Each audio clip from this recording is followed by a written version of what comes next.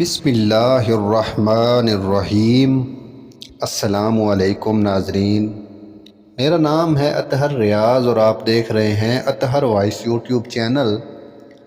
آج کی اس ویڈیو میں ہم اصحاب کہف کے کتے کا واقعہ بیان کریں گے۔ تو جو دوست ہمارے اس یوٹیوب چینل پر نئے ہیں ان سے گزارش ہے کہ ہمارے اس یوٹیوب چینل کو سبسکرائب کریں۔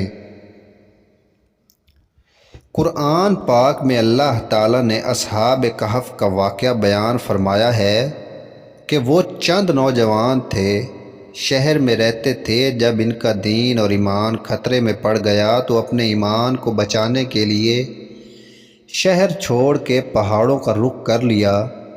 چلتے وقت ایک کتا بھی ساتھ روانہ ہو گیا۔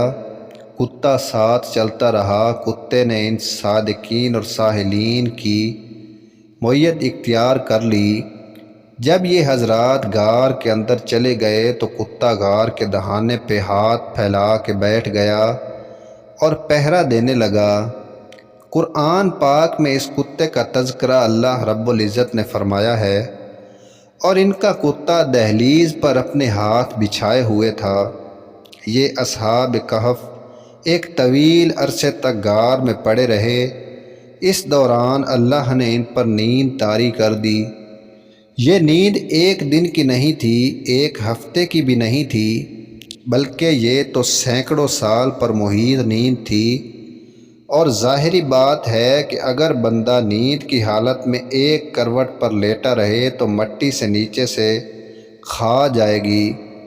اس لیے ان کے اجسام کی حفاظت کے لیے اللہ رب العزت نے فرشتوں کو مامور فرمایا۔ وہ تھوڑے تھوڑے وقفے سے آتے اور ان کی کروٹ بدلا کرتے تھے۔ مفسرین نے لکھا ہے کہ وہ فرشتے جو اصحاب کہف کی کروٹ بدلا کرتے تھے وہ اصحاب کہف کے کتے کی کروٹ بھی بدلا کرتے تھے۔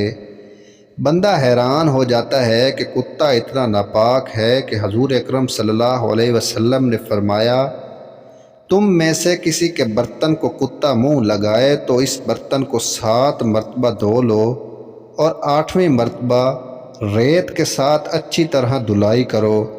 یہ اتنا ناپاک اور نجس جانور ہے، لیکن اگر اللہ والوں کے ساتھ اس کا تعلق جڑ جاتا ہے تو وہ اس کی کروٹ بدلنے کے لیے عرش سے فرشتے اتارا کرتے ہیں۔